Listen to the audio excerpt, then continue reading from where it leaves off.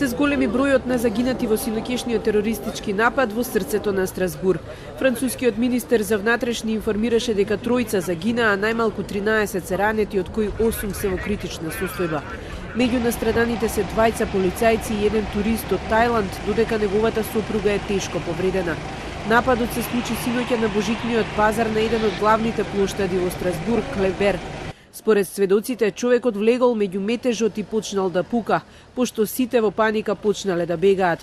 Напаѓачот е познат на полицијата. Се работи за 29 годишник кој се наоѓа на пописот на луѓе кои представуваат ризик за безбедноста. Бил апсен и од германските власти.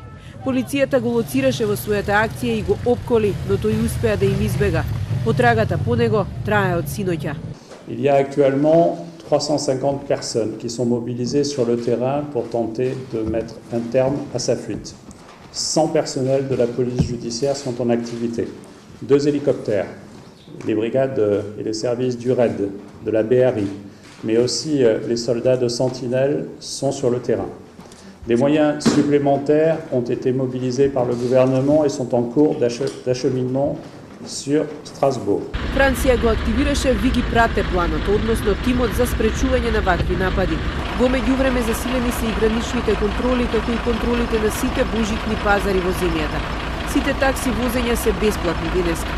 Иако Европскиот парламент беше затворен по нападот, утринава повторно нормално се работи.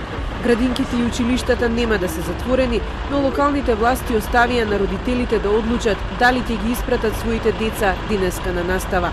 Иако напаѓачот е познат на полицијата, сепак не е поврзан со терористички акции, но медиумите пишуваат дека бил радикализиран во затвор, па поради тоа активирана е и единицата за терористички напади. Франција се уште е под висок степен на готовност по нападите во 2015 и 2016 која ги изведе Исламска држава, а во кои беа убиени повеќе од 200 луѓе.